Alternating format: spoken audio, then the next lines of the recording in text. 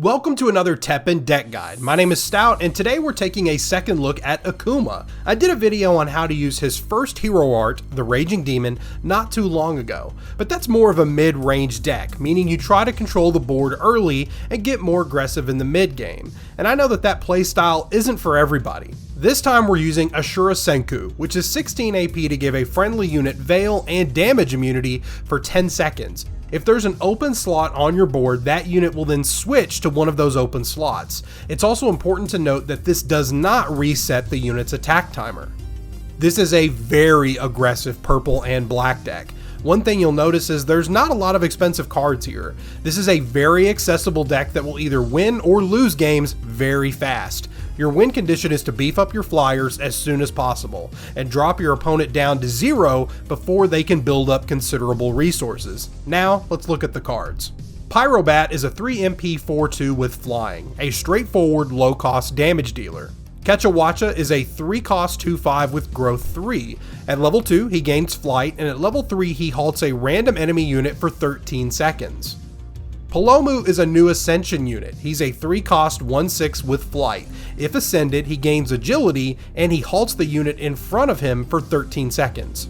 Soul Reflect is a 3-cost action that negates an action of 2 MP or less. Then one of your units gets +1/+1. You can change this for another counter card if you find it ends up being a dead draw for you. Helm is a 4-cost 2/5, and every time it takes damage, it deals damage equal to its own attack to a random enemy unit. It's one of the best cards to come out of the Devil's Awaken expansion.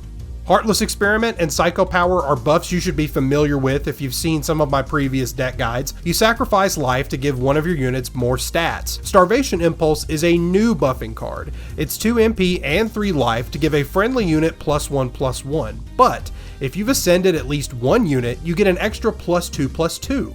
Hatred Reborn is a 3 MP action that revives a random unit in your graveyard that costs 3 MP or less. Almost all of your deck can be targeted by this. Crow is 3 MP and 3 life for a 2/5 with flight, another great way to deal damage.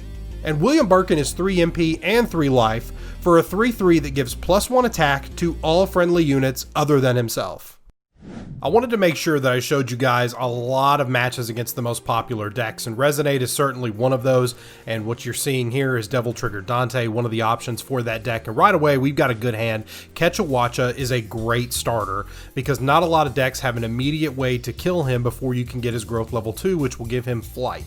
So you can see here that's what we opt to do by playing the Pyrobat up top, giving us 2 really good sources of damage. We're flying over this Hell Antenora for the most part. William Birkin is a great follow-up to beef up both of those flyers, and already we've got this Dante down to 20, the Oro being halted, which is great, and we're going to be able to ascend here into Palomu, who will be doing agility damage, which is twice as fast as normal attacks. For those of you who are not familiar, he places hookshot on his Hell Antenora, but it's not really going to do him any good because we don't have anything in that lane at the moment, which gives us free MP to use a Heartless Experiment to beef up this Palomu, because he is a great damage dealer, and we're going to try to give him as many opportunities to deal that damage as we can. We've got a lot of low-cost units. Another William Birkin for more buffs is great, and pay attention to the top lane here. You'll see this, the Devil Trigger is popped, but we're looking to use Ashura on our Hellbat, our Pyrobat, excuse me. That will help keep him alive a little bit longer to do his damage, and you'll see here that Oro actually dies, setting him up to be able to deal quite a bit of damage. Now, that bat can't be targeted, but Palomu can, so he chooses to Demonic Intimidation the Palomu, which is a good play. That Palomu was dealing quite a bit of damage, but we are still way ahead. This Dante is already down to 2, William Birkin closing in, so another Pyrobat is the right play. Gen coming out on top, and I choose to activate the Starvation on response because I wasn't expecting Gen, because Starvation here wouldn't have actually helped me do anything, but you'll see William Birkin still gets his swing, so we close out that match in a pretty convincing way. Yawn is a deck you're going to run into a lot. It's very popular, and the reason it's popular is because it's pretty easy to play and it's very, very efficient. So here we go. Quechua, great starter like I mentioned, and we've got two different types of flyers to follow up to give this Quechua flying with his level 2, removing the opportunity for some of that damage to be dealt, which is great. We fly right over this Arya, which if you remember when she dies gives a Chimera Tech armor for an Explorer, which is a really strong buff for green units. So we halt this unit again, the Crow comes out, we've got 3 flyers doing damage, we've got 2 buffs, which is great. The only thing we could really hope for here is a Palomu. So the Ascended Felicia comes out and a non-Ascended Rainy Turtloid. So now we're going to be looking to buff because we need to start dealing damage quickly. You know, Felicia, not quite as scary as Karin, but still something that we don't want to let get out of hand. So the Chimera Tech armor is going to come out on that Rainy Turtloid, but it is still out of damage range to pop this Pyrobat in 1 attack. That's going to require 2, which is great for us, which is more damage. And as you can see, we've already got this Chun-Li down to 12. And what you're probably picking up on is a lot of what this deck does really well is just flying over big threats and ignoring them if able. And right now we've got a lot of opportunities to do that. We've got 2 beefed up units in the Crow and the Pyrobat who are doing their damage here. We're not even to Ashura Senku yet, but it doesn't even matter. The Chun-Li is out of health, and that is how you beat Yawn. You have to do it quickly. Ryu is certainly one of this deck's hardest matchups, and I'm going to show you the way that I went up against one earlier today. Now try to spot the number of times that I made the wrong decision, because this is a sloppy game on my part, I'll go ahead and tell you. Quechua from the start, he is at risk of being punished by Ryu from a lot of direct damage, so Hell Antenora here in my mind is the best call because he's dealing damage back every time he gets hit. So the Rashid and the Lagiacrus comes out to deal some damage. We follow up with the second Quechua to give the first one flying, setting up for hopefully some more flight and halt if we can get there. As you can see, I had the opportunity to save that Quechua, but I chose not to. I chose to hang on to the Psycho Power. It probably would have helped if I did end up doing that. So we throw the second Hell Antenora down, and then comes Grizzled Veteran, which is great for us, because any damage that is dealt to Hell Antenora is going right back against the enemy unit. So this is a great chance to use some of our free MP to use the Psycho Power on the top Hell Antenora and make him a little bit stronger. So he's going to be dealing more damage when he takes damage. We've got Ashura Senku on deck, but no real reason to use it just yet. We try to set up for a Quechua here in the middle, and what we could have done here is we could have protected it a little bit longer by giving it Ashura Senku, but when that wore off, he would just save Shinku Hadouken for that anyway. So that's the main reason I chose not to do it. We throw Crow out in the middle because, again, we're trying to deal as much flying damage as possible. And we have Starvation Impulse. I'm not sure why I chose to do that in this moment because I haven't even ascended, and that gives him enough MP to do Dragon Lord's Judgment and get a big clear on my board. So that was another mistake on my part. And while I do have a unit on the board and we are rather close in health and Ashura's on deck, we're still not in great shape. So we have to go into recovery mode here. Lagiacrus comes out to clean up that Hell Antenora. So now it is time for the Pyrobat to come out. We've got 2 Palomus. Palomu not as scary unless he is ascended, but we do have, as you can see here, Hatred Reborn, which is going to give us a cheap unit from the graveyard. It's only 2 MP. He uses the bonus MP for Dual Dragon Hado, a card that you don't see too often. But this guy was decently ranked in Champion, so not knocking the play. It's just not a card you're going to see a lot of. We get a fresh Quechua, which is really, really great for us, actually, because we've got flyers to trigger him. We throw out the Crow to give it flying, and then he plays Agnator up top to deal some damage. So even though both of our health totals there are kind of low, we're still in all right shape. We play William Birkin to beef up this Quechua.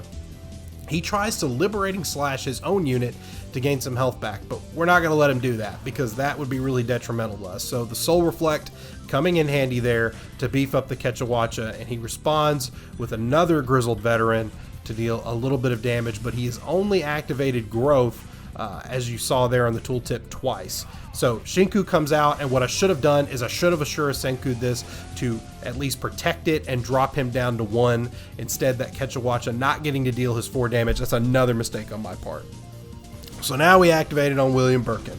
to try to protect him, and unfortunately he just goes straight to the top and clears that Agnator. So that didn't work out as well for us, but we drew into another Pyrobat. We play him in the middle. We have another Hatred Reborn here. So despite the fact that he's got a Thunder Slime down, we're not in as bad shape. One thing we have to keep in mind though, when you get this low health, a lot of cards in this deck are going to take health away from you. A lot of them require a sacrifice. So at this stage of the game, we couldn't really play any of our buffs, and then the Agnator comes out with a Thunder Slime to clear both of our Pyrobats. If we had just used Ashura Senku earlier, one of them would have been protected, guaranteed win. But we have Palomu out, and even though he doesn't have agility, we give him Ashura Senku, and that guarantees he's going to be able to deal that 1 damage. So there's no need to do anything at this point. Don't need to Hatred Reborn, don't need to throw down the other Palomu, don't need to do anything. We'd already won.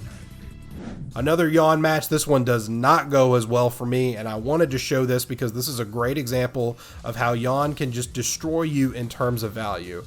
So right away they throw out a battery, and in this match I'm going to talk more about what they do and less about what we do, because I've already told you about our game plan. We try to win games fast, and this Yawn player is doing a really good job of throwing batteries down and getting tons of MP, and you probably know where this is going to go. She's going to be ascending for big units that become too big of a problem for us to handle, specifically Hoitzel, which has anti-air, which means our flyers can't do anything.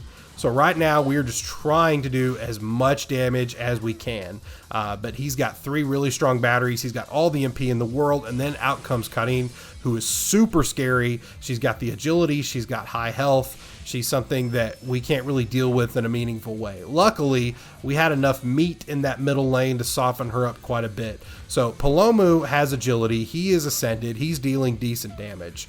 But that Karin is swinging for 4 just as fast as Palomu is swinging for 3. So we're not going to win this race.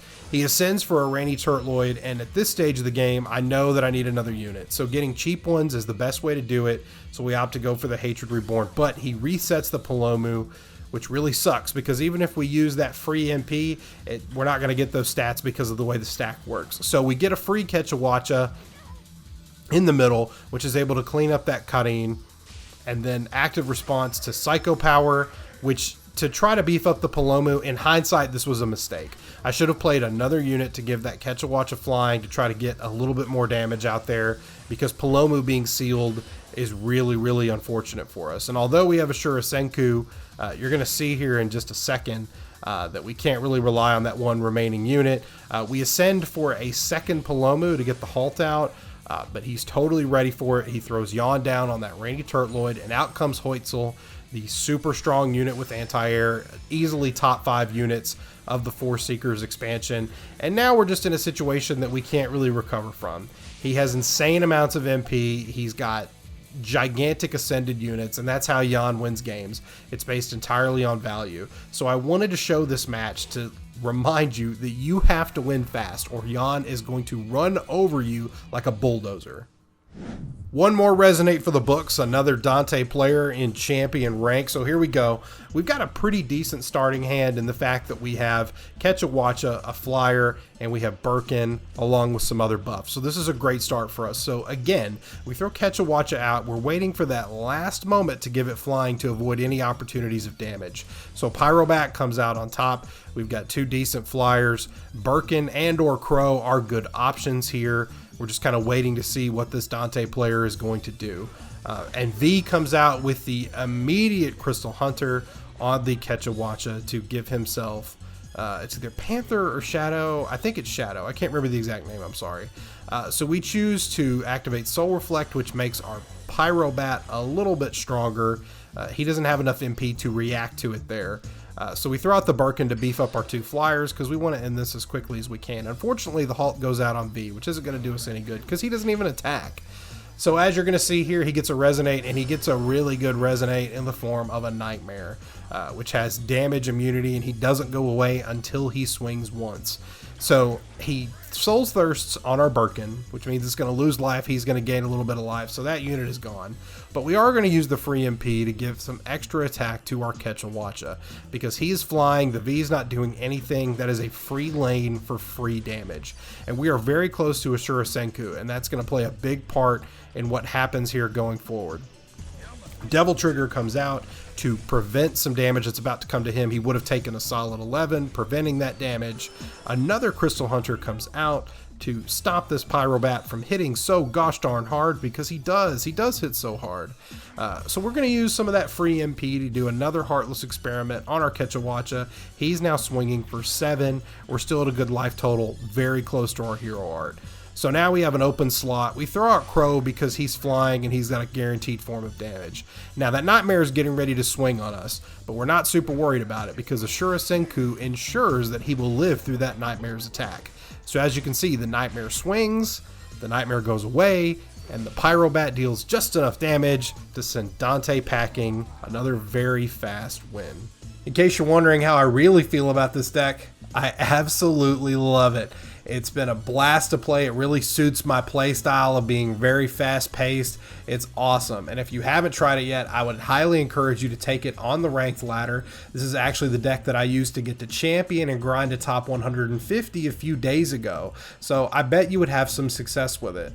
And one more thing, I just wanted to say thank you for 1,000 subs. I never thought that I would get that far when I made my very first deck guide on Denjin Ryu of all things last July. It's been really awesome. I just wanted to say thanks for all the support. I'm going to keep doing what I'm doing. I've got more TEPPEN videos on the way. Until that next one comes out, take care, and I'll see you next time.